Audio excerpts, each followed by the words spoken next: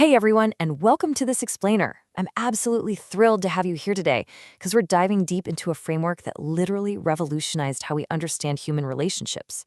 I mean, if you've ever looked at a family, maybe even your own, and thought, why on earth do the exact same conflicts keep playing out on a loop? Well, you're definitely in the right place. Today, we're exploring the seriously fascinating world of Adlerian family and couples counseling. Okay, so here's our roadmap for today. First, we'll meet the Quest family. Then we'll look at Adler's revolutionary approach, decode the family constellation, uncover some hidden motivations, talk about equality in couples, and finally, reorient the family.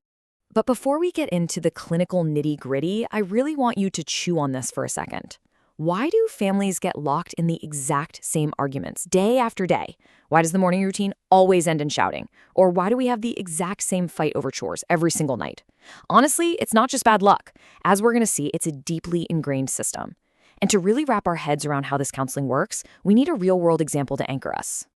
Which brings us to Section 1, Meet the Quest Family, a case study in chaos. So the Quests are this modern, blended family, and they are in deep distress. Jane, the mom, is totally at her wit's end. She feels like her whole family is just falling apart. And if you've ever been part of a blended family, you know the chaos can be next level. Jane basically has two entirely different families under one roof. You've got her older daughters, Amy and Anne, who are doing their own thing, inching toward that empty nest phase. But then you have her two newly adopted younger boys, Jason and Luke, and they are acting out with some seriously violent, aggressive behavior. Meanwhile, Paul, the dad, well, he's basically ghosting the situation. He's stepped into that traditional breadwinner role, completely withdrawing into his work and leaving Jane way overinvolved and completely exhausted. The whole system is just completely out of sync. They desperately need help. But to understand the lifeline they're about to be thrown, we've got to pivot to the history of the psychological framework that can actually fix this mess. Moving on to Section 2, Adler's revolutionary approach. Let's look at the history. You guys, Alfred Adler was a total trailblazer.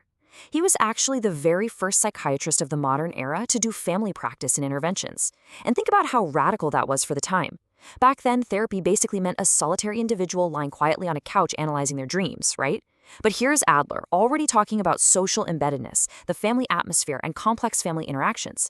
It was a massive paradigm shift away from traditional private psychoanalysis, a real game changer. And the history behind all this is surprisingly dramatic. Back in the 1920s, right after World War I, Adler actually set up over 30 open-forum child guidance clinics in Vienna. That's a huge undertaking. But then tragedy struck. Hitler's Nazi Party completely wiped out every single one of those clinics by 1934. It's devastating, but thankfully, the work survived. Adler's colleague and student Rudolf Dreikurs rescued the methodology and brought it over to the United States in 1940. Dreikurs is actually the guy who systematized Adler's brilliant concepts into the highly practical framework that practitioners use today. Now, one of the wildest things about this method is how it was originally delivered. Dreikurs and his associates were huge fans of open forum counseling. Basically, this is a public psychoeducational experience. Picture a counselor working with a family right out in the open in front of an audience of parents and teachers. I mean, imagine airing your family drama in front of the whole neighborhood, right? It sounds absolutely terrifying to our modern sensibilities, but leveraging that shared community experience is actually super effective for functional families who just want to optimize their dynamics. Now, for a family like the Quests who are truly in crisis, yeah, confidentiality is a must. Jane Quest actually went to one of these open forums, found it super encouraging, but decided they definitely needed private counseling because of how aggressive the boys were. So Jane and Paul bring the kids into the clinic. Where does the counselor even begin with all this chaos? Let's dive into Section 3, Decoding the Family Constellation, Finding Your Place. Okay, so Adlerians view the family constellation essentially as a map of the family system. It answers all the big questions. How does each kid define themselves compared to the others? Who's aligned with whom? Like if we look at the Quest family, the older girls align themselves with their dad. They literally sit right next to him. Meanwhile, the two younger boys are just bouncing off the walls in constant motion, requiring 100% of Jane's focus. This constellation gives the counselor a perfect snapshot of exactly how power, rules, and values are negotiated in that specific home. And to actually draw that map, the counselor follows a few very specific steps.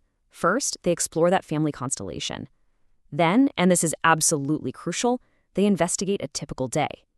Counselors know that if those boys are acting out the minute they wake up, well, those exact same negative interactive patterns are going to repeat on a loop until bedtime. By just asking, hey, when was the last time this problem happened and what did you do? The counselor pinpoints exactly where the parents and kids are trapped. But, just knowing what is happening, that's not enough. We really need to know why it's happening. That brings us to Section 4, Uncovering Hidden Motivations, the why. To figure out why a kid is acting out, Adlerians look at something called teleology.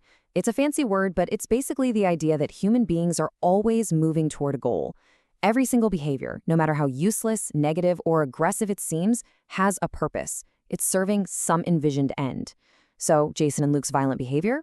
It's not just random chaos, it's a deliberate movement to achieve a specific, albeit totally mistaken, goal within that family system. Maybe they're demanding attention, or maybe they're trying to assert power over Jane. So here is the absolute core of it all. Adlerian counselors do not do behavior modification, they do motivation modification. Think about it. You can't just punish a bad behavior away if you don't actually fix the underlying goal that's driving it, right? The therapist's job is to take these mistaken goals, drag them out into the light, and bring them to the conscious awareness of both the parents and the kids. That's how you get them to back away from these useless power struggles. Now, you might be wondering, how does a counselor even know if they've guessed the kid's hidden goal correctly? They look for something dry course called the recognition reflex. Honestly, if you're a parent, you've probably seen this. During the interview, the counselor does some therapeutic guessing, and when they finally hit the nail in the head and accurately disclose that mistaken goal to the kid gives this reflex. It's a quick little smile with this sudden twinkle in their eye. It's literally that caught red-handed moment. The exact second the kid realizes, oh man, you totally figured me out. Section 5, Equality in Couples, Building the Pragmatic Twosome. Okay, so addressing what's driving the kids is obviously vital. But remember, the kids are only operating within the atmosphere that the parents created. So we have to shift our focus from the children back to the couple, because the relationship between the parents completely dictates the family's entire way of being. I want to slow down for just a second here and look at this quote from Alfred Adler. He wrote this way back in 1931. He said, "There must be equality. The fundamental guarantee of marriage is the feeling that you are worthwhile, that you cannot be replaced." I mean, how forward-thinking was that? He firmly believed that true safety for a couple only exists when partners treat the welfare of the other as more important than their own. If one partner feels overshadowed or abandoned, like Jane does while Paul works all day, the whole system just breaks down. Adler took those beautiful, profound beliefs and turned them into highly pragmatic guidelines for couples. Don't expect impossible perfection in others. Love a flawed human, not some phantom ideal. Don't think of yourselves as two individuals competing, but as one unified twosome. And my personal favorite, cooperate on every single plane of life. So for Paul and Jane Quest, what does that actually mean? It means Paul can't just be the breadwinner who mentally checks out at 5 p.m. anymore. No way. He has to re-engage. Jane and Paul need to form a literal contract with each other to act as a collaborative team to handle these boys. Because once the parents are aligned and all those hidden motivations are exposed, it's finally time to actually fix the problem. Which leads us to our final section, Section 6, Reorienting the Family, Finding a New Path Forward. Here's the thing.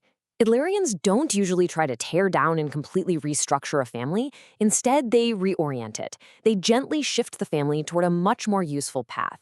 And step 1 is always establishing the parents as effective cooperative leaders. Through the counseling process, Jane and Paul Quest finally put their new team contract into action. They start working together, actually together, to stop the boys from hitting. And by normalizing their struggles and just pouring on the encouragement, the counselor helps them replace all that unconscious reactive fighting with a conscious, deliberate understanding of what's really motivating them. Ultimately, they build hope. This framework is just so incredibly powerful because it strips away all the daily noise and forces us to look directly at the real purpose behind our actions. So as we wrap up, I want to leave you with this final provocative thought. Take a hard look at your own family constellation. Think about your typical day. Are your daily family interactions serving a purposeful, healthy goal? Or are you just unconsciously repeating a mistaken pattern on a loop? Thank you so much for exploring this source material with me on this explainer. I really hope this gives you a brand new lens to view the relationships that matter to you the most. Catch you next time.